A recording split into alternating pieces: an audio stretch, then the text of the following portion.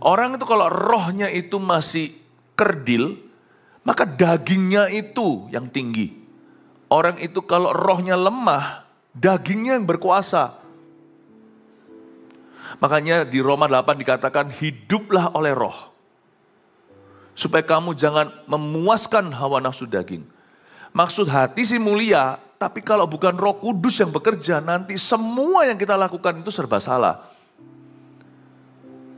Sebenarnya maksud orang itu baik. Aku tuh maunya begini, aku tuh mau supaya keluargaku itu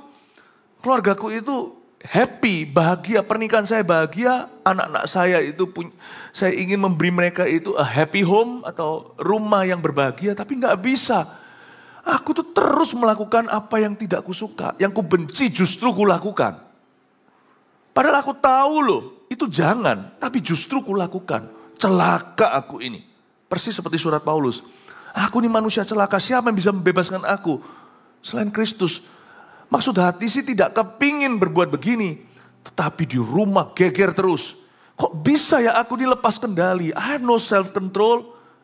Ya kalau Anda tidak punya materinya, misalnya kalau mau buat rujak nggak ada petisnya, nggak ada buahnya. Mau buat salad tidak ada sayurnya. Materimu salah. Kalau kita mau melihat berkat rohani terjadi di dalam keluarga kita, maka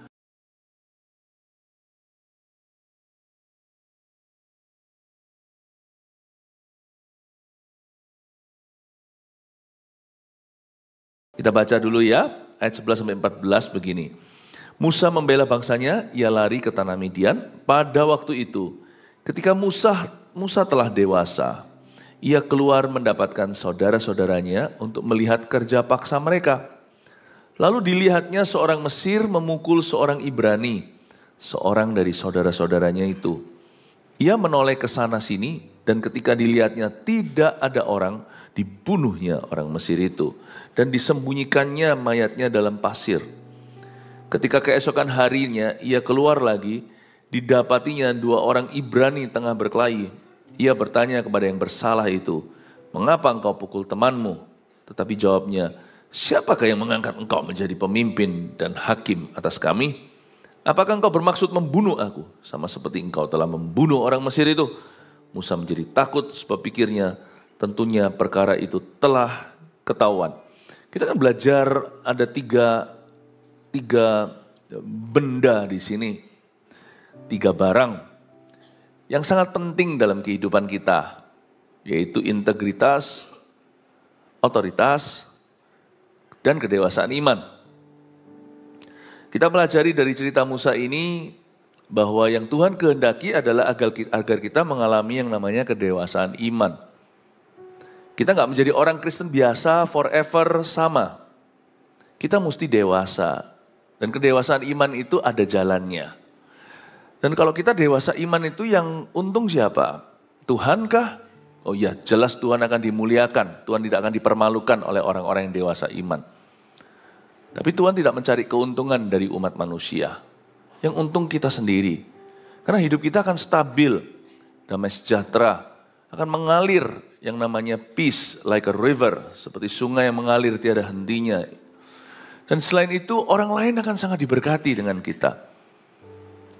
Celakalah seorang wanita yang menikahi seorang pria yang kurang dewasa.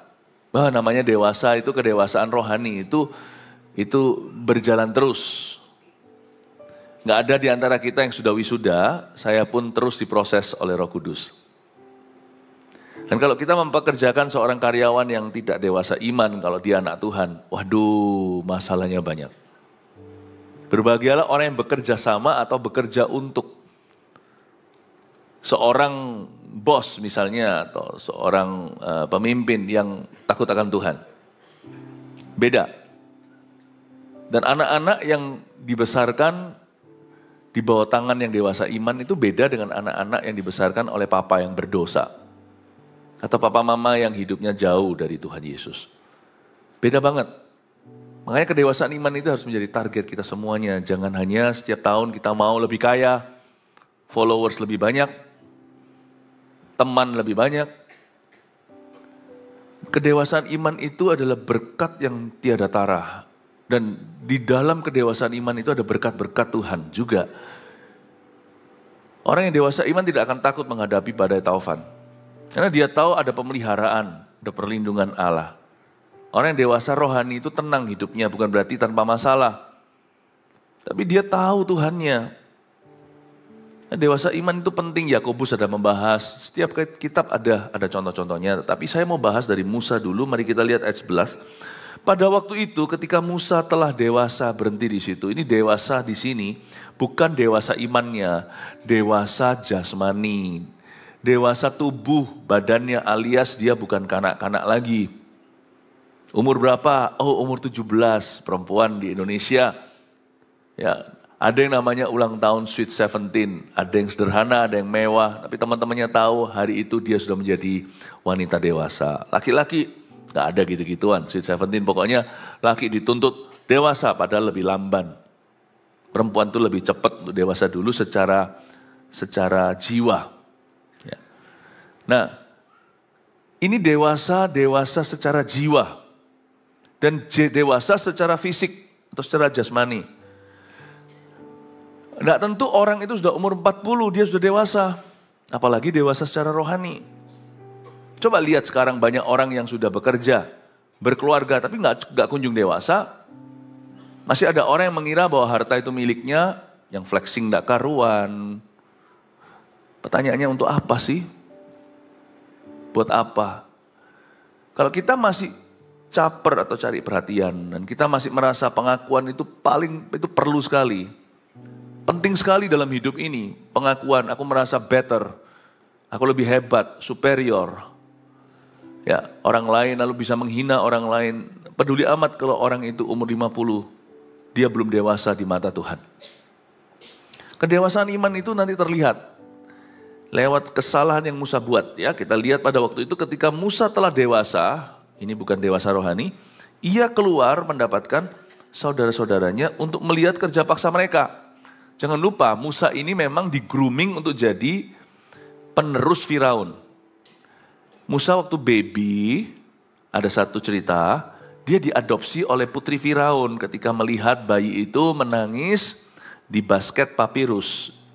Kan dibiarkan floating atau mengambang di atas sungai Nil. Nah setelah itu Musa itu diadopsi, lalu diasuh oleh mamanya sendiri yang di-hire sebagai neni atau di-hire sebagai suster. Jadi Musa ini sudah dididik dengan benar sebenarnya. Mamanya itu ajari kamu itu Yahudi, kamu itu bukan orang Mesir, pakaianmu saja. Tapi dalamnya itu kamu itu Ibrani, kamu itu umat pilihan. Jadi Musa itu dari kecil sudah membangun solidaritas dengan orang-orang Israel. Dan dia tahu bahwa mereka ini bukanlah buruh kasar. Aku itu sama mereka itu sebangsa. Aku tuh serumpun. Jadi ada perasaan nasionalismenya. Saya kasih backgroundnya. Jadi Musa itu ketika setiap kali keluar situ itu melihat mereka dipecutin. Dia bayangkan tuh mamanya. Dia bayangkan tuh papanya. Dia bayangin itu kokonya. Ya, dia belum ketemu lah ya, anggaplah sama kokonya. Si Harun sama Miriam itu nanti masih di episode sekian. Musa waktu setiap kali melihat mereka itu disiksa, kerja paksa, dia itu gak terima. Gini loh, orang yang gak dewasa rohani itu, dengan orang yang dewasa rohani melihat hal yang sama di dunia ini. Adegan yang kita saksikan tuh sama, tapi responnya bisa beda. Anehnya sama-sama melihat satu kejadian, yang satu menafsirkan, yang satu lagi menafsirkan dengan kekuatannya sendiri dan hikmat manusia. Satu lagi menanti-nantikan Tuhan. Beda banget. Ada orang yang melihat masalahnya, tapi ada orang yang melihat potensi Allah bekerja. Melihat problema, yang satu putus asa, yang satu memilih untuk naik banding ke Tuhan dan percaya mujizatnya. Beda sekali. Sama-sama lihat Yesus berjalan di atas air, tapi hanya satu yang nyeletuk, kalau itu engkau suruh aku berjalan. Dia mengalami mujizat jalan di atas air, yaitu Petrus. Meskipun Petrus belum dewasa iman, gimana? Dia mulai beriman.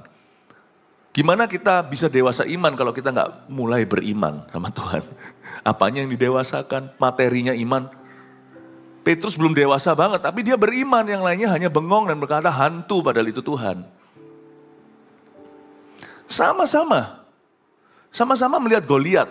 Yang lainnya ketakutan, hanya satu berkata, aku beriman pada Tuhan, Tuhan hari ini aku akan serahkan tubuh orang itu kepada binatang-binatang buas. Karena dia menghina tentara kerajaan sorga. Wow, itu Daud. Sama-sama istri anaknya semua diculik, disiklak, yang lainnya mau rajam atau mau lempari batu. Daud terjepit, tapi Daud ambil baju efod, baju imam, dan dia tanya pendetanya, imam saat itu, dan dia sendiri masuk hadirat Allah. Lalu terjadi kemenangan yang luar biasa, tak satu pun anak istri mereka mati di tangan musuh. Yang lainnya hanya mengeluh. Ada orang itu kalau kena problem, waduh udah panik sendiri, dan dia sendiri jadi gak berguna. Tapi ada orang ketika lihat problem, dia bilang, tunggu. Masih ada jalan. Jalan apa? Kau buta. Bukan. Jalan ke depan, jalan ke atas masih terbuka. Kita masih punya Tuhan. Yesus adalah jalan. Lain. Ada orang melihat lubangnya, ada orang lihat donatnya. Sebenarnya banyak orang Kristen anak-anak Tuhan itu tidak kurang-kurang mujizat. Tapi mereka alami mujizat seperti bangsa Israel 40 tahun di padang gurun. Tapi mereka terus-menerus menggerutu dan tidak pernah lulus ujian. Ada masalah, mereka jatuh lagi, ada jatuh lagi. Tetapi ada orang seperti Yosua dan Kaleb yang berkata, aku mau bertumbuh. Aku tidak puas hanya sebagai penerima. Aku ingin menjadi pelaku firman juga. Bapak ibu saudara, orientasi kita datang ke gereja, itu beda-beda. Ada yang datang hanya berkata, pray for me, I have a problem. Trust me, 40 years later, 40 tahun kemudian, you will say the same thing. Kita tetap akan mengatakan yang sama. Tapi ada orang berkata, yes I have a problem. Ya aku punya masalah. Tapi ketika dia datang ke gereja dia berkata, aku mau bertumbuh despite my problem bahasa Inggrisnya. Apapun masalahku, aku mau bertumbuh. Dan aku tahu ketika aku bertumbuh, aku akan mengatasi masalahku. Bahkan kemungkinan besar, aku jadi lebih dari pemenang. Aku pun bisa membantu orang lain mengatasi masalahnya. Ada orang yang datang ke gereja atau datang ke Tuhan itu targetnya bulan. Karena dia mau mencapai bulan, tidak sampai, akhirnya hanya makan terang bulan. Tapi ada orang yang ingin menargetkan matahari, dia berakhir mendarat di bulan. Saya harap kita semua adalah orang yang menargetkan lebih tinggi. Aku mau jadi lebih dari pemenang. Lord, use me. Bukan hanya solve my problem. Bukan hanya selesaikan masalahku. But use me, oh Lord. Pakailah aku. Lucu, anehnya. Sesama orang-orang Kristen datang ke gereja, yang satu pelayanan, yang satu tidak. Dua-dua punya masalah. Tapi aneh waktu menghadapinya, yang satu ini jadi pasien terus. Yang satu juga jadi dokter, sekalipun dokter juga bisa sakit. Luar biasa loh. Luar biasa. Sama-sama toh bisa flu. Yang satu pasien melulu, tapi yang satu itu flu, tapi dia bisa buka preskripsi untuk orang lain dan dia tahu obat untuk dirinya. Dan saya bilang ini bukan dosa ya, berarti pelayanan bisa juga jadi pendosa, bukan, saya bilang tentang masalah. Which one are you? Sebenarnya kita ini unda-undi, masalah saya juga punya banyak masalah. Ya, tapi saya pikir-pikir lagi, saya angkat beban segitu untuk diriku sama angkat beban untuk orang lain sama beratnya kok. Kan Tuhan yang memberi kekuatan. Angkat beban orang lain sisan maka bebanku pun terasa lebih ringan. Saya dorong Anda untuk selalu punya iman lebih dalam Tuhan. Janganlah imanmu pas-pasan. Amin Bapak Ibu Saudara. Justru ya kalau kita fokus ke diri kita terus itu ya nanti ya. Justru selalu terasa sesuatu selalu salah. Orang yang fokus pada dirinya sendiri, nanti selalu kerasa gatal sana, gatal sini. Coba kalau Anda diam, tidak beraktivitas. Tiba-tiba telinga Anda seperti ingin digaruk. Tiba-tiba seperti tangan kanan Anda. Tiba-tiba seperti hidung Anda merasa seperti ada sesuatu yang gatal. Lalu Anda mulai rasa, aduh iya ya, kok sini encok ya. Tapi kalau Anda beraktivitas, Anda tidak terasa semuanya itu. Justru ada kekuatan dalam kedewasaan iman. Tapi kalau kita selalu merasa diri sebagai korban, dan kita tidak akan pernah mengalami kemenangan itu sesungguhnya. Ini adalah tahun kemenangan. Dan kemenangan tidak bisa terjadi langgeng dalam diri orang yang kekanak-kanakan. Harus dewasa itu rohaninya. Di gereja kita jelas sekali kok. Jenjang-jenjang kedewasaan rohani itu setelah seseorang itu dibaptis. Baptisan harus, itu pintu pertobatan. Kalau belum dibaptis, segera dibaptis. Nggak peduli kalau orang tersebut sudah sebelumnya majelis. Tapi kalau dia tidak pernah dibaptis, kita percaya baptisan selam, we are convinced. Itu conviction, keyakinan kita. Baptisan selam itu baptisan yang benar-benar sesuai dengan yang diajarkan oleh rasul-rasul. Kecuali kalau misalnya ada orang yang physically handicap ya, kalau cacat, sakit berat, ya nggak bisa. Paham, baptisan tidak menyelamatkan iman pada Tuhan. Tapi karena dia nggak bisa, kita mengerti. Tapi kalau yang tidak cacat badannya, come on lah, ayo cepetan basah, jangan setengah-setengah kering gitu atau kering apalagi. Setelah dibaptis, ikut ke CG. CG itu bukan persyaratan, CG itu berkat. Ikut untuk sebelum dapat nomor induk jemaat menjadi member di gereja ini ada jenjangnya, jenjang komitmen. Ikuti, itu semua berkat, berkat dari Tuhan, berkat pertumbuhan namanya. Lalu ikut My Spiritual Journey 1, satu kelas sekarang bisa dikebut dalam satu hari. Kita buat easy. Kalau kita bisa buat gampang, kenapa kita mempersulit? Bukan sebagai persyaratan, itu perlengkapan waktu Anda belajar. Oh, bagaimana putus dengan kutuk masa lalu. Gimana kita bisa punya self-image yang baik, bisa punya gambar diri yang sehat. Wow, tidak semua gereja kan memperhatikan sedalam itu. Jiwa dan roh jemaatnya. Kalau kita ada gitu, pakai itu fasilitas. Kedewasaan iman juga bisa kita grooming. Tapi tentunya kalau kita hanya mengikuti motion atau mengikuti semuanya itu sebagai keharusan, tapi tidak pernah dari hati kita itu rindu dipakai Tuhan, ya percuma mengikuti semuanya itu. Karena manusia juga bisa pura-pura. Kedewasaan rohani juga bisa diusahakan oleh gereja. Gereja yang tidak hanya menina-bobokkan, jemaatnya datang lalu ditepuk-tepuk. Karena itu tantangan demi tantangan. Anda mau duduk menghadap manapun juga. Anda mau menghadap ke timur, barat, kemanapun juga di gereja kita, Anda akan ditantang untuk bertumbuh. Baik dari mimbar selalu akan ada firman yang, ayo maju. Dalam sistemnya, dalam pelayanan, dalam rekrutmen, culture atau kebudayaan gereja ini adalah menumbuhkan. Kita tidak menerima stagnan atau jemaat yang hanya datang, hanya mau ibadah, tidak mau berbuat apa-apa. Kita tidak akan manjakan. Kita kasih jemaat itu mungkin masih belum tarafnya dia mengerti, tapi kita akan buat dia mengerti. Kita akan memberi pengertian. Pertumbuhan itu bisa dari luar. Faktor gereja yang mendorong Anda. Tapi pertumbuhan itu terutama harus dari dalam kesadaran hati kita. Lord, aku sampai kapan mau jadi orang Kristen begini? Aku bosan. Aku mau melihat rencanamu lebih. Dan ketika Musa melihat kerja paksa itu, bukannya dia itu meresponi dengan benar, dilihatnya orang Mesir yang memukul seorang Ibrani itu, seorang dari saudara-saudaranya itu. Lalu ia ayat 12, coba lihat ya. Ia menoleh ke sana sini. Dan ketika dilihatnya tidak ada orang, dibunuhnya orang Mesir itu. Sekali lagi, bukannya Musa itu meresponi dengan benar ketika melihat sebuah permasalahan, dia malah justru main hakim sendiri. Orang itu kalau rohnya itu masih kerdil, maka dagingnya itu yang tinggi. Orang itu kalau rohnya lemah, dagingnya yang berkuasa. Makanya di Roma 8 dikatakan, hiduplah oleh roh. Supaya kamu jangan memuaskan hawa nafsu daging. Maksud hati sih mulia, tapi kalau bukan Roh Kudus yang bekerja, nanti semua yang kita lakukan itu serba salah. Sebenarnya maksud orang itu baik. Aku tuh maunya begini, aku tuh mau supaya keluargaku itu happy, bahagia, pernikahan saya bahagia, anak-anak saya itu saya ingin memberi mereka itu a happy home atau rumah yang berbahagia, tapi nggak bisa.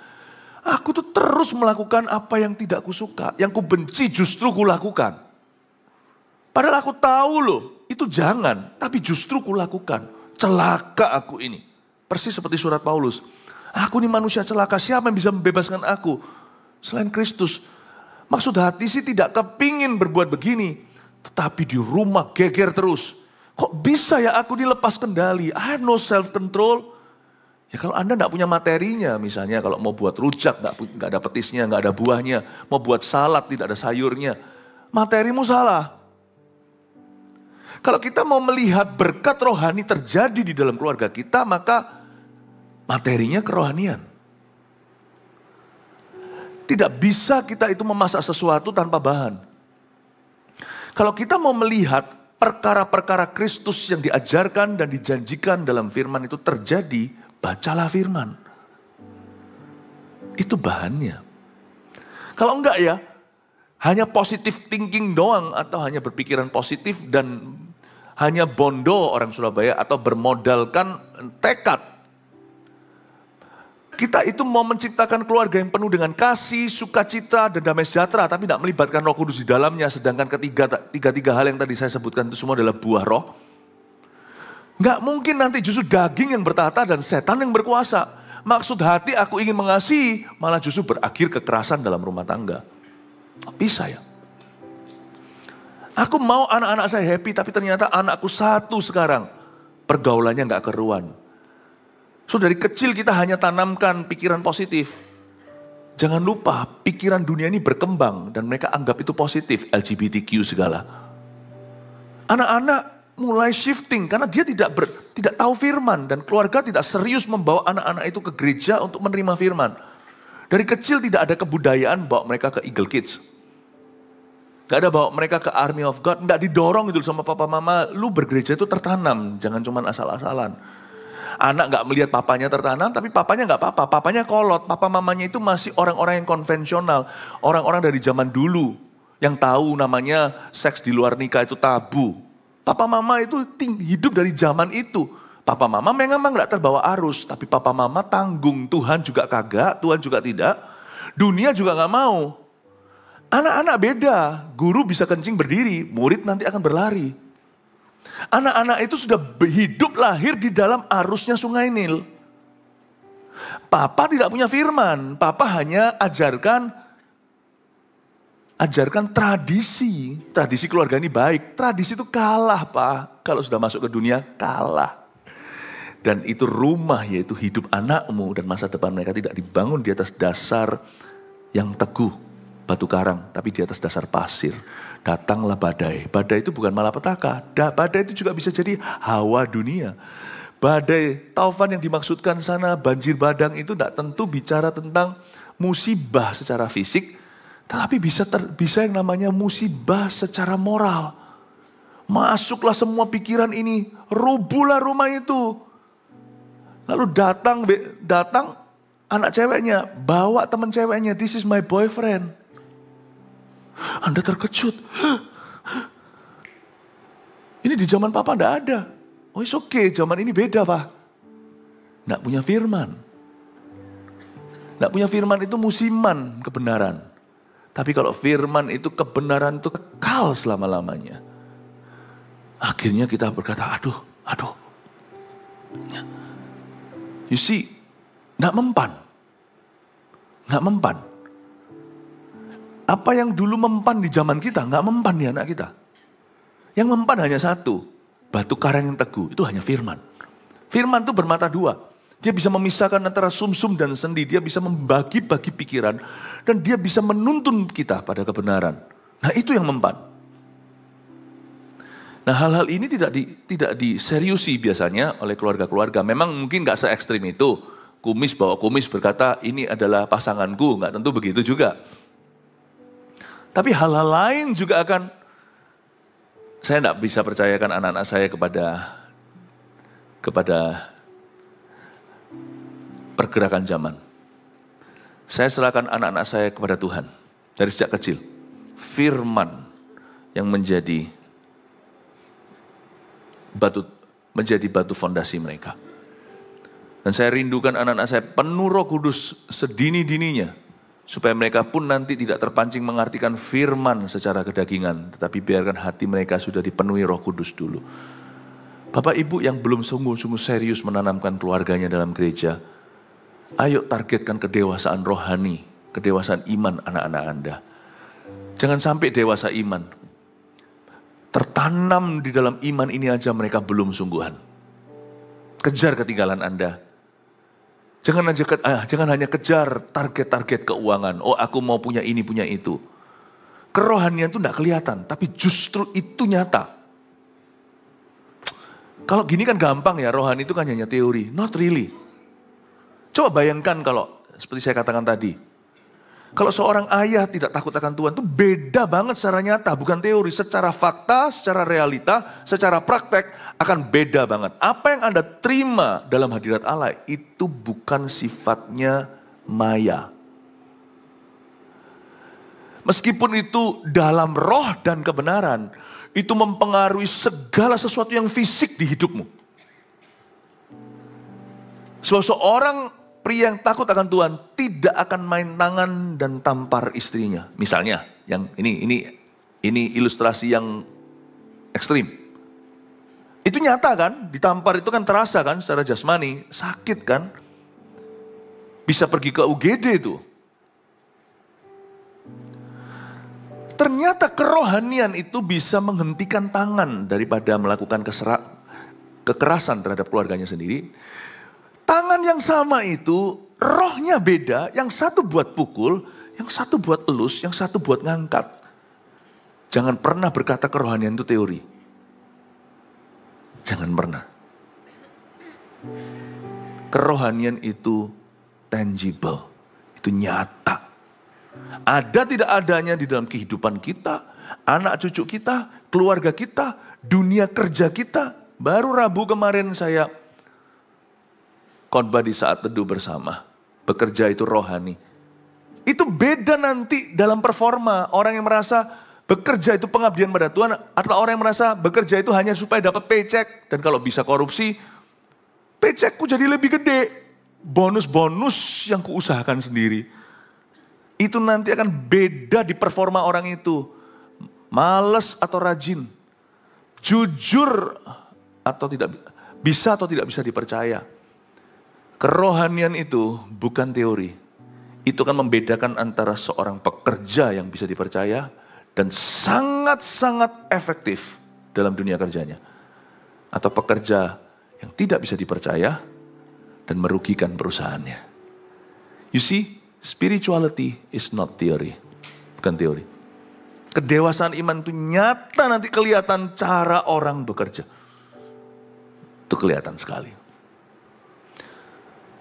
Kerohanian itu punya direct efek secara langsung, dia punya efek samping. Dan itu semuanya nyata benar. Saya ingin Anda untuk mengerti bahwa kerohanian itu berkat dalam Tuhan. Dan Anda mesti harus membangun your spiritual life. Kehidupan rohanimu harus kau bangun. Kehidupan rohani keluargamu harus kau bangun. Saya cuma bayangkan kalau saya tidak membangun kerohanian saya hari ini, saya tidak menurut sama Tuhan. Tentunya ada banyak hal secara jasmani, segala hal secara emosi, secara relationally atau secara hubungan dalam hidupku akan benar-benar berbeda. Apa yang kita alami sekarang itu akan sangat beda dalam keluarga saya dan dalam apa yang saya kerjakan. I thank God for my spiritual life. Aku bersyukur untuk kehidupan rohaniku. Karena itu kalau kita datang ke gereja, kita harus siapkan hati sungguh-sungguh. Itu beda banget apa yang kita terima atau kita tidak menerimanya. Bagaimana cara kita menerimanya, asal-asalankah, itu membedakan benar. Masalahnya kalau di dalam dunia sekolah, duduk di bangku pendidikan, seorang anak muda, anak kecil mendengarkan pelajaran dengan tidak, itu nanti efek juga ke kocek papa mamanya. Maksudnya gimana? Ada anak yang memang perlu les-lesan, bukan karena memang dia mau lebih mahir, tapi memang karena sekedar tidak mendengarkan di sekolah. Jadi akhirnya itu ngefek ke ekonomi. Les itu kan bayar. Itu bayar bukan untuk sesuatu yang maju, tapi untuk mundur ke belakang, untuk mengejar ketinggalan. Karena apa? Karena selama pelajaran tidak serius mendengarkan. Nah, kalau kita mendengarkan, memperhatikan pelajaran or not atau tidak, itu nanti beda di hasil akhirnya, yaitu ujian kita alias IPK. Ya, GPA kita lah, atau nilai kita. Nah masalahnya kalau kita datang ke gereja itu bedanya bukan di nilai kita, karena kita dinilai siapa. Tapi akan beda di kehidupan kita. Kalau sekolah itu beda di angka, kalau di dalam hadirat Allah itu beda nanti dalam kehidupan nyata. It will be different, I assure you. It will be different. Bagaimana caranya kita itu mempersiapkan korban kita tiap pagi waktu kita masuk hadirat Tuhan, saat-saat teduh pribadi, waktu kita berdoa dengan tidak, it will be different. Akan berbeda. Saya akan mulai masuk ke integritas, yaitu ketika tak sepasang mata melihat kita. Mari kita lihat sekarang ayat 12 sekali lagi. Ini yang Musa lakukan sebelum membunuh orang Mesir itu. Ia menoleh ke sana sini. Nah ini yang disebut orang di Surabaya gerusah-gerusuh. Anda tahu bahwa Anda sedang melakukan sesuatu yang tidak baik dan hati nuranimu tertuduh ketika sebelum melakukan sesuatu, kita menoleh dulu kiri kanan ada orang enggak? Ini adalah pratanda, ini sudah jelas sekali sebagai bukti, harusnya Musa berhenti di sana. Ketika nuranimu menuduhmu, stop. Don't do it. Ketika dia menoleh ke sana sini, sambil memastikan bahwa tidak ada seorang pun melihatnya. Lalu ketika dia rasa sudah aman, dia mulai beraksi dan lakukan rencananya. Alias dia bunuh orang Mesir itu, lalu masih bisa cover up lagi. Menghilangkan semua bukti, di TKP tempat kejadian, disembunyikan mayatnya di dalam pasir. Tanda seorang yang hatinya bermasalah adalah apapun yang dia lakukan selalu. Orang kalau pacaran ya, kalau mulai lihat tidak ada orang dulu baru. Hati-hati kalau Anda mencintai kehidupanmu anak muda atau beritahu sama anaknya, kalau anak Anda mencintai masa depannya, jangan lanjutkan. Ketika suasana mencekam, ada orang nggak? Nggak ada orang, aman. Nah itu bahaya. Karena kita dipanggil oleh Tuhan, 1 Yohanes untuk hidup di dalam terang. Di dalam terang tidak ada pertukaran bayangan. Kita hanya lihat ada orang nggak itu kalau kita privacy, bukan dosa. Ya. Mandi itu harus mandiri, mandi sendiri. Ya kan? Kalau kita melakukan hal-hal yang merupakan privasi kita, itu hak kita. Tapi kalau segala keputusan yang lain dalam hidup ini, tidak boleh kita gerusah-gerusuh. Ketika seorang suami memastikan istrinya nggak tahu uangnya dipakai untuk apa, lalu dia judi. Atau bukan hanya berjudi, kadang-kadang judi yang asli, tapi kadang-kadang juga ada yang namanya gambling di dalam bisnis. Spekulasi. Orang bilang, ini sangat-sangat menguntungkan. Titipkan uang doang, nanti bisa baliknya sekian. Wow. Dia tahu kalau ngomong sama istrinya, istriku ini cerewet. Kalau ngomong tuh pasti dia nggak setuju. Tapi ini bagus ini, kapan lagi? Lebih untung kalau tanya istri, karena istri bisa memberikan common sense. Kadang-kadang laki-laki hanya terpikirkan keuntungan yang dijanjikan. Padahal loh, sebelum transfer, orang itu cuma lewat WA. Juga nggak tahu tuh siapa. Cuma lewat WA menjanjikan ini, kau kerjasama, kirimkan uang, lalu habis itu nanti aku kembalikan sekian. Wow, dia nggak mau ke istrinya karena di hatinya dia tahu istriku pasti nggak setuju. Nah, kok lanjut loh? Kok lanjut? Transfer lah 100 juta. Nggak usah, mungkin nggak 100 juta lah. 50 juta gitu, transfer dulu pertama. Cuma lewat WA, lewat telepon. Padahal kita itu sudah harusnya ngerti itu tanda tanya, itu abu-abu. Hulu hilirnya kita nggak tahu. Tapi kita itu sudah kena hook. Seperti ikan kena pancingan. Sudah kena cocok. Kenapa? Wih, sekian nih kembalinya. Aku kasih sekian balik sekian nih. Sampai kapanpun ya dunia akan selalu kena. Tapi saya doa yang gini-ginian, jemaat kita nggak kena. Kenapa? Jemaat kita nggak ada yang seperti Musa. Lihat kiri kanan dulu. Nggak ada orang, istri nggak tahu, oke, transfer. Nggak ada yang gitu. Kalau kita smart, semua berkat Tuhan itu di dalam terang. Nggak ada yang di dalam gerusa-gerusu seperti ini, itu nggak ada berkat Tuhan. Ingatlah, kalau sampai pun uangmu seperti dijanjikan dikembalikan dengan heran, itu nanti pancingan hook lebih besar, tunggu jadi bunyi miliar dan orang itu jauh.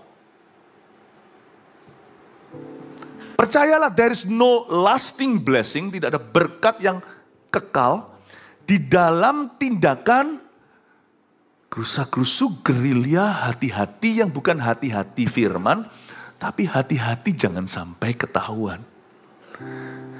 Dalam pacaran, dalam investasi, dalam kerjaan, everything yang gerak-geriknya begini, tidak ada blessing. Sungguhan.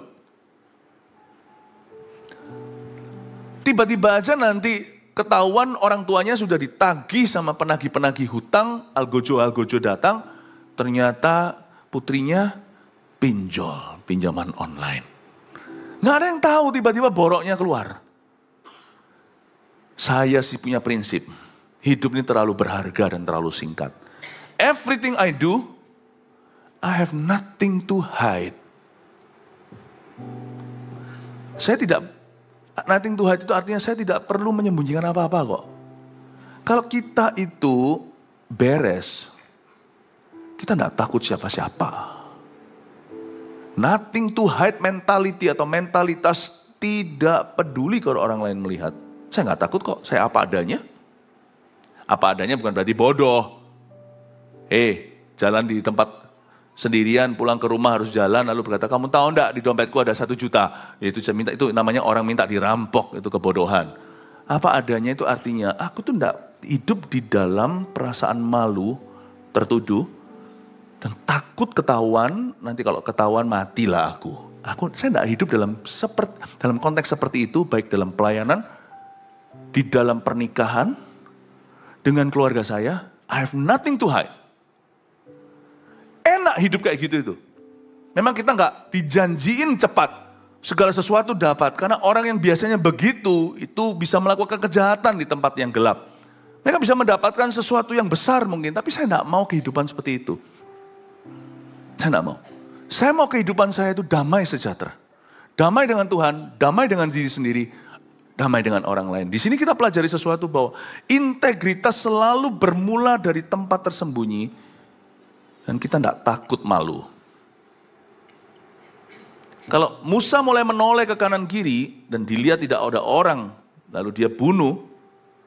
Bapak Ibu, itu bukan integriti. Itu namanya sembunyi-sembunyi. Integritas itu selalu dimulai di tempat tersembunyi. Saya berdoa supaya hari-hari ke depan tidak ada dosa yang kita sembunyikan ya. Coba lihat ya. Kalau orang mau ngisep sesuatu, nepi dulu kan. Misalnya kalau orang itu pelayanan dalam gereja, ya gereja kita nggak ada puji Tuhan. Orang mau miras, kan juga atau mau rokok, atau vaping dan sebagainya. Kalau dia adalah pelayan gereja, coba lihat nanti dia akan minggir dulu, ngisep di ujung sana. Dan kalau ketahuan orang, shalom. Ini tindakan ini aja sudah menunjukkan bahwa Anda tidak hidup di dalam integritas. Bahwa di dalam dirimu masih ada pertukaran bayangan. Sebab kalau kita merasa begini di tengah-tengah gereja ibadah tidak dibenarkan, apa kebenaranmu mengisap di ujung jalan? Hidup itu harus terus terang di hadapan Roh Kudus. Terus terang hingga engkau terang terus. Ya kan? Merek kali itu. Paham maksud saya Bapak Ibu? Jangan hidup seperti itu. Mari kita berdoa hari-hari ke depan. Kita punya satu kebudayaan dalam hidup kita. Ini kebudayaan kita adalah kebudayaan kerohanian kita. I will not hide a sin. Aku tidak akan menyembunyikan suatu dosa atau kebiasaan buruk. Apa-apa. Aku jadikan itu goal pribadiku, aku tidak mau menyimpan dosa. There is no hidden sin in me. Tidak ada dosa yang tersembunyi di dalam diriku. Amin Bapak Ibu. Nah ini juga memberi kita langkah praktis. Integritas itu bukan berarti sempurna, orang sempurna. Integritas itu bisa dimulai dari orang berdosa. Kalau Anda dan saya butuh bantuan, ngomong dong. Jangan panggil seseorang yang penggosip, apalagi pemfitnah. Panggil orang-orang yang lebih dewasa rohani, jikalau bukan mereka yang sudah sungguh-sungguh dewasa rohani, minimal yang lebih dewasa rohani dari Anda. Datang dan minta tolong, help me, aku itu punya satu kecanduan. Saya punya masalah dengan addiction. Doakan aku, pasti akan dibantu. Sebab kerohanian itu dimulai dengan pertobatan yang sejati. Dan tidak bisa kita bertobat kalau masih kita di dalam remang-remang. Kita harus membawanya ke terang. Ke terang bukan berarti kebodohan, beritahu semua orang. Bukan, nanti jadi masalah. Tapi beritahu kepada orang-orang yang tepat, yang kau tahu bisa menolongmu. Dan orang-orang yang rohani. Bukan yang nampaknya rohani, kan ada orang-orang yang nampaknya beribadah tapi tidak bisa mengekang mulutnya. Itu tipe orang yang kelihatannya seorang pelayan tetapi gosipnya jalan. Orang yang tidak bisa jaga rahasia orang. Orang itu tidak rohani sama sekali. Janganlah berilah dirimu, janganlah ditipu. Salah satu tanda orang itu sungguh-sungguh rohani itu dia bisa jaga rahasia. Cuman orang yang rohani juga nggak bisa dibodohi. Aku mau beritahu kamu ya, kamu janji gak ngasih orang, belum diberitahu kok mau janji. Itu sama dengan orang disuruh ngasih money, padahal belum ada produknya. Kasih uang dulu ya, baru tak kasih nanti produknya. Ya janganlah, aku mau lihat dulu produknya. Kalau itu layak, ku bayar. Bahkan gak hanya ku bayar pas-pasan, kalau aku happy, tak bayar sekalian tipsnya. Orang rohani tidak akan bisa dibodohi. Jadi jangan sampai kalau Anda suatu hari ditantang seseorang, aku mau beritahu kamu sesuatu ya, tapi kamu janji nak ngomong sama siapa-siapa. Saya biasanya gitu langsung tidak mempan. Saya bilang, tunggu. Saya tidak bisa memberimu janji asli ataupun janji palsu. Saya tunggu dulu apa yang kamu mau sampaikan. Nah kalau Anda mau nyampaikan ini, Anda sudah doa dulu dan mikir baik-baik. Dan Anda rasa bahwa saya berhak tahu atau saya bisa membantu. If you trust me enough, kalau Anda bisa mempercayai profil saya, portfolio saya, karakter saya, resume saya secara rohani, artinya Anda bisa mempercayai histori saya, sejarah saya. Dan Anda tidak perlu khawatir, berita yang saya terima ini izinkan saya cerna dulu, nanti saya beritahu apakah ini saya akan simpan sendiri dan doakan, atau saya akan salurkan, atau saya akan arahkan Anda ke spesialisasinya. Anda tidak boleh skakmat saya di depan. Dan kalau, tapi Anda rasa, Philip ini kalau tak beritahu apa ini nanti aku takutnya nanti justru tidak keruan. Oh iya, kalau Anda merasa saya tidak layak terima berita ini, simpan. Saya juga tidak perlu tahu, saya tidak perlu dengar. Paham ya? Saya tidak mau disumpah orang di depan. Kan dia yang butuh bukan saya. Kalau Anda tidak percaya sama saya, mending simpan berita ini. Toh saya tidak perlu tahu. It's okay. Jangan jadi orang yang kepo, mau tahu selalu. Apa. Lebih banyak rahasia itu lebih banyak dituntut Allah. Hidup itu paling enak itu kayak anak kecil tidak tahu apa-apa. Tapi kan nggak bisa, orang mencari Anda. Kalau Anda dewasa rohani, orang cari. Dan kalau saya diskakmat gitu, saya tidak mau. Saya biasa kan bilang, tunggu dulu. Kalau Anda memang rasa saya bisa dipercaya, Anda jangan suruh saya janji. Supaya saya punya ruang untuk mikirkan what to do. Apa yang terbaik yang bisa kita lakukan dengan berita atau info yang saya dapat sebentar lagi. Baik itu tentang Anda atau orang lain. Kalau Anda tidak bisa percaya saya, jangan disampaikan sekalian. Karena saya rasa saya orang yang tidak tepat. Saya orang yang salah untuk menerima berita ini. Oh ya sudah Pastor Philip. Oke. Saya beritahu ya. Tapi ya hati-hati ya. Ya sudah saya diam aja. Ya tidak apa-apa, jangan berdebat. Pokoknya prinsip pertama sudah. Pada dalam hati lo yang perlu hati-hati kamu bukan aku. Dia cerita, untung kan. Aku tuh beritahu. Ada satu orang begini. Ternyata dia selingkuh. Oke. Saya akan pakai ini untuk konfrontasi orang itu. Saya tanya betul enggak. Nah, saya akan bijaksana dalam melaksanakannya, tidak gegabah. Semua itu ada prosesnya. Kita pikirkan gimana caranya kita sterilkan benar-benar supaya nanti info ini mendatangkan pertobatan. Bukan menjadi fitnahan, gosipan. Yang perlu tahu, baru yang tahu. Yang tidak perlu tahu, ngapain tahu. Kita akan beritahukan pada orang yang tepat. Dan sebagainya. Gitulah. Jangan mau Anda disumpah sama orang. Integritas dimulai dengan ketika tidak ada orang melihatnya. Integritas kita juga harus benar-benar dijaga. Dari integritas itu lama-lama Anda akan punya otoritas. Otoritas itu kita lihat ayat 13. Ketika keesokan harinya ia keluar lagi. Didapatinya 2 orang Ibrani tengah berkelahi. Ia bertanya kepada yang bersalah itu, mengapa engkau pukul temanmu? Lihat ya. Besoknya si Musa itu memang dia sudah dalam darah dagingnya, Musa itu suka urusan orang lain, dia itu memang sudah busy body. Jadi potensinya sebenarnya sudah ilahi tetapi caranya salah. Ketika 2 orang Ibrani kali ini berantem, Musa tanya, kamu ngapain sih berkelahi? Musa itu nggak tahu siapa yang ajari, dari kecil itu sudah terpanggil. Dia sudah merasa dia itu harus selesaikan masalah orang. Bisa jadi itu potensi.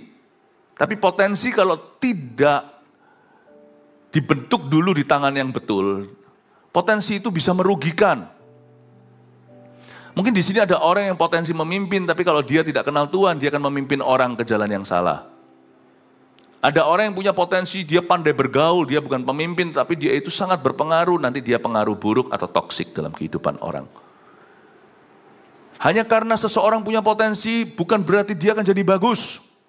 Anda lihat anak Anda, wah pinter, olimpiade matematika, juara perak. Juara 2, good. Matematika bisa dibuat buat sesuatu yang baik. Bahkan matematika pun bisa di tangan seorang insinyur yang takut akan Tuhan, bisa membangun gereja seperti ini. Ini sampai sini, sampai sana, itu semua ukurannya tepat, gak ada yang ngeflow. Tapi matematika di tangan yang salah, sains di tangan yang buruk, bisa menjadi alat pembunuh. Bisa menjadi senjata pemusnah. Just because your children are smart.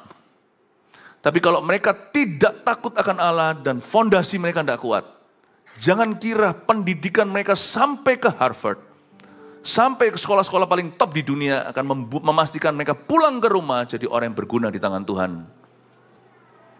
Just because ada seorang anak muda yang pintar berbisnis bukan berarti nanti dia akan menjadi pengusaha yang takut akan Allah. Saya ingin kita melihat bahwa otoritas rohani tidak bisa didapatkan di university. Tapi di dalam keluarga yang takut akan Allah dan di dalam gereja. Otoritas rohani itu bicara tentang otoritas kehidupan. Otoritas itu tidak semuanya hanya rohani. Anda melihat di luar sana ada seorang aparat pakai baju dinasnya. Kalau dia atur lalu lintas misalnya, beda dengan kalau yang atur di situ adalah orang-orang atau masyarakat yang suruh ke kiri kanan. Tapi kalau polisi yang mengaturnya, semua orang mengakui otoritas mereka. Otoritas rohani itu beda. Otoritas rohani itu tentang kehidupan, tentang life. Otoritas rohani itu tentang itu akan terasa sekali. Misalnya ketika Anda terasa di dalam hidup doa Anda. When you pray, God listens. Waktu Anda berdoa, Tuhan mendengarkan. Anda akan terkejut ternyata hidup ini tidak hanya yang nampak mata. Di dalam otoritas rohani itu kita punya kuasa di dalam alam roh yang tidak kelihatan di sekeliling kita. Dan itu sangat-sangat beda Bapak Ibu Saudara. Seorang ayah yang belum hidupi imannya, tidak hidup dalam integritas. Ketika ayah tersebut mau memberikan advis kepada anaknya atau kepada putrinya tentang kehidupan rumah tangga, sedangkan papanya sendiri dulu menceraikan mamanya. Hidup tidak keruan, ganti-ganti dari satu perempuan, satu cewek ke cewek yang lain. You may say whatever you want to say. Anda tidak punya otoritas berbicara dalam rumah tangga anakmu. Otoritas rohani itu dimunculkan dari kekudusan. Takut akan Tuhan.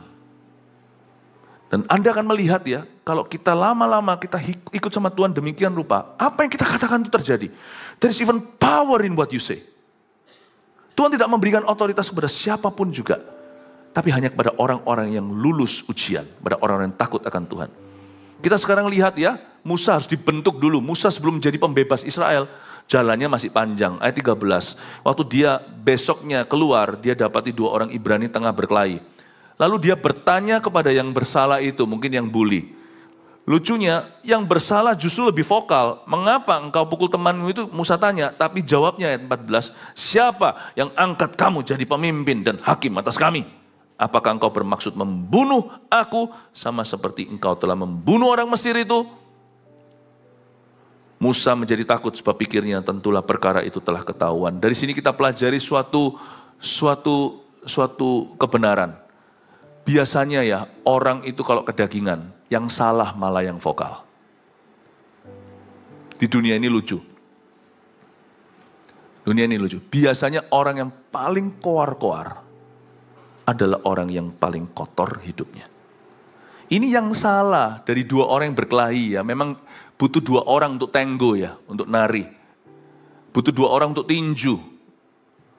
Tetapi ini dua orang salah. Yang lebih salah itu justru lebih keras gonggongannya.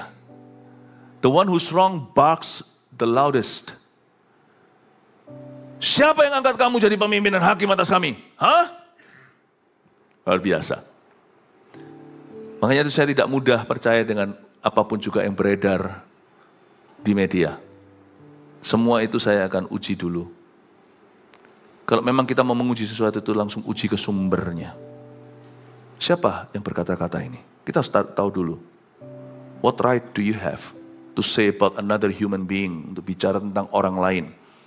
Seorang manusia yang mungkin hidupnya gak tentu benar, tapi mungkin lebih benar dari orang itu yang, who is this? Ini akun apa ini? Siapa ini? Ya kita sih gak kengangguran untuk cek satu persatu. Tetapi kalau kita mau mikir ya, hari-hari ini banyak orang itu dengan mudahnya forward sesuatu yang gak tentu. Mikir dulu yang kau forwardkan layak nggak kau forwardkan. Bukan beritanya. Siapa itu yang mencipta berita? Siapa orang itu? Saya sih tidak mau jadi hambanya siapa-siapa. Tidak mau jadi hambanya manusia. Saya tidak mau ditunggangi sama siapa-siapa. Kita harus belajar smart hari-hari ini. Siapa yang mengangkat engkau menjadi pemimpin atas dan hakim atas kami? Justru yang salah yang berkata begini. Tapi dari ayat ini ada sesuatu yang bagus yang kita perlu ketahui bagaimana Tuhan membentuk seorang Musa dari yang hanya dewasa jasmani, belum dewasa rohani, hingga menjadi seorang pembebas Israel yang mumpuni. Tuhan bentuk dia dari apa? Dari penolakan manusia. Siapa di sini yang pernah dikecewakan sama orang Kristen? Pasti pernah, saya pernah bolak-balik. Welcome to God's University. Kalau Anda belum pernah dikecewakan, saya doa supaya jangan. Apalagi di gereja ini tidak perlu. Saya selalu bilang gini, kalau orang pernah dikecewakan sama pendeta, orang itu, kalau dia lulus ya, kalau dia jadi kepahitan ya berarti dia drop out. Kalau dia kepahitan, justru berarti dia turun kelas. Tapi kalau dia bisa mengatasi itu, dan tetap manis jiwanya, tapi hatinya sekarang bijaksana, tahu bedanya. Tapi kalau orang itu tidak menjadi produk trauma, dan membuat itu semua pengalaman pahitnya tersebut, dikecewakan hamba Tuhan, itu membuat rasa pahitnya itu, pengalaman pahitnya itu maksudnya menjadi suatu batu loncatan atau batu tumpuan, bukan batu sandungan, sekalipun orang lain menyandungnya, dan tidak main-main yang menyandungnya itu harusnya rohaniawan. Tapi kalau itu menjadi batu tumbuhan, maka saya sebut orang itu baru saja dapat S1 dari Roh Kudus. Tapi kalau orang tidak pernah dikecewakan oleh hamba Tuhan, karena memang tidak ada hamba Tuhan seperti itu di sekelilingnya, di gerejanya, nggak usah kita cari. Di gereja kita, saya doa supaya Anda semua tidak pernah dikecewakan dan tidak perlu melalui jalan trauma, katakan amin. Dan kalau kita selalu jalan di jalan yang baik, lalu hamba-hamba Tuhan sekeliling kita juga hamba-hamba Tuhan yang baik, orang-orang Kristen di sekeliling kita juga orang Kristen yang baik, janganlah saling menjatuhkan, janganlah saling menggigit dan membinasakan, lalu Anda tumbuh dewasa di gereja yang sehat, tidak pernah dikecewakan oleh figur hamba Tuhan, saya sebut Anda barusan dapat S3 dari Roh Kudus, tanpa trauma. Tapi kalau jaga-jaga jikalau ada di antara kita yang pernah dikecewakan oleh seorang anak Tuhan, orang Kristen lah maksudnya, Apalagi oleh hamba-hamba Tuhan. Welcome to God's University. Musa itu mengalami penolakan dulu dari manusia dan dikecewakan manusia agar dia menjadi seorang pembebas yang beda. Saya dikecewakan? Pernah. Kalau Anda pernah membaca biografi saya Before 30, saya juga pernah cerita di sana kenapa saya dulu sangat-sangat anti. Bukan anti Kristus, saya nggak tahu Kristus kok. Saya dulu sebenarnya anti dengan teman-teman saya orang Kristen. Why that? Kita semua pernah mengalami 1-2 hal. Tapi saya mengucap syukur pada Tuhan, itu melatih saya sebelum saya menjadi saya hari ini. Itu melatih Musa sebelum Musa menjadi pembebas. Jangan sampai izinkan pengalaman burukmu di masa lalu oleh karena ulah orang lain menghentikanmu hari ini untuk mengejar Kristus. Katakan amin. Nah, setelah di dalam masa-masa Midian ini, masa-masa penantian itu, Musa mengalami lulus ujian 40 tahun di proses Tuhan dan dia keluar sebagai seorang pemenang dan menjadi seorang pembebas. Nah, satu hal yang menjadi pertanyaan saya sebelum saya kasih poin ini lalu kita selesai. Padahal Musa sudah lihat kiri kanan loh. Pertanyaan saya, Musa kan gak katarakan. Dilihat di sana gak ada orang. Kok bisa tahu? Gak ada orang melihat perbuatannya dia. Sekalipun kalau mayatnya ketemu nanti esok harinya atau minggu depan waktu dikeluarkan dari, besoknya ketemu mungkin di bawah pasir secara nggak sengaja. Tetap orang kan nggak tahu itu Musa. Kenapa orang ini begitu yakin orang yang salah ini? Waktu bertikai dengan saudaranya, kenapa dia berkata, siapa kira kamu? Kamu kan yang bunuh kemarin, kamu mau bunuh aku tak? Kok bisa pasti? Pertanyaan itu nggak pernah terjawab di dalam benak saya. Loh kan Musa sudah pastikan dia menoleh ke sana sini. Musa berkepentingan, dia nggak mungkin main-main dengan perkara seperti ini. Terlalu besar resikonya. Dia lihat kiri kanan, nggak ada orang kok. Jelas-jelas ayat sendiri berkata tidak ada orang, dilihatnya tidak ada orang. Waktu dia bunuh orang Mesir itu. Mau tahu nggak siapa dalang di balik semuanya ini yang mengekspos semuanya keluar? God. Nothing you hide will not be exposed. Nothing we hide will not be exposed. Takutlah kan Tuhan, sebab tidak ada sesuatu yang kita sembunyikan yang tidak akan diekspos sama Tuhan suatu hari. Amin Bapak Ibu Saudara. Integritas selalu dimulai dari tempat yang tidak terlihat. Dan dia nanti akan terus terbukti di tempat yang tidak terlihat. Dan kalau kita bisa lulus dalam dunia integritas, kita akan memiliki otoritas. Dan kedewasaan rohani. Hanya orang-orang dewasa rohani yang memiliki otoritas kehidupan dari Roh Kudus. 4 poin ini lalu kita selesai, lalu lanjut nanti ibadah berikutnya saya lanjutkan dengan pengajaran-pengajaran yang berbeda-beda. Yang pertama, orang yang dewasa rohani tidak didorong oleh perasaan tapi iman. Kalau Anda melihat masalah itu Anda lihat apa? Perasaan kita itu secara gegabah seperti Musa, bunuh saja. Hajar saja. Viralkan. Lucu zaman sekarang. Orang ada masalah keluarga, masuknya itu di sosial media. Anda jadi mainan. Anda jadi mainan orang yang tidak berkepentingan. Itu tidak menyelesaikan, itu hanya memperbesar boroknya. Lalu belum lagi kita itu kena masalah baru di hadapan Tuhan, yaitu menarik masuk orang dalam permasalahan tidak perlu dalam hidup mereka. Itu Tuhan akan meminta pertanggungjawaban kita. Orang yang dewasa rohani tidak akan gegabah, dia tidak didorong oleh impulsif, kompulsif, tidak didorong dengan sesuatu yang sifatnya, pokoknya aku ngerasa gini, mau apa? Tidak begitu, tapi dia akan tahan diri. Lord, what would you like me to do? Apa yang harus kulakukan? Itu iman. 2, integritas dibentuk dan teruji saat tak seorang pun melihat kita. Nah, ini dia. 3, ditolak dan dikecewakan manusia adalah bagian dari pendewasaan. Welcome to God's University. Kalau belum dikecewakan, puji Tuhan, berarti Tuhan sedang memprosesmu ke S3. Dan kalau di sini belum ada hamba Tuhan atau anak-anak Tuhan yang mengecewakan satu dengan yang lainnya, pertahankan. Jangan, tugas kita bukan membentuk mereka, tugas kita mengasihi mereka. Nanti mereka akan dibentuk oleh Tuhan sendiri dalam kehidupan. Janganlah jadi salibnya orang lain. 4, otoritas Tuhan diberikan kepada mereka yang lulus ujian iman. Ada otoritas kehidupan, ya. Difoto semuanya. Puji nama Tuhan, silakan, ya. Praise the Lord. Ya, yang diberkati Tuhan katakan amin. Thank you untuk firman-Mu juga yang sudah menanamkan kami dalam kebenaran. Biarkan setiap pengalaman kami di ibadah ini, kami bawa pulang ya Tuhan Yesus ke dalam rumah dan ke dunia kerja kami. Mendatangkan kebajikan, kemurahan bagi hidup kami dan bagi hidup orang lain. Jemaat yang dikasihi oleh Kristus, terimalah berkat itu dari Allah Bapamu, dari Allah Putra yaitu Yesus Kristus, dan dari Allah Roh Kudus. Persekutuan yang intim dengan Tuhan akan menyertai-Mu sampai seterusnya. Dalam nama Yesus, haleluya, amin. Selamat pagi.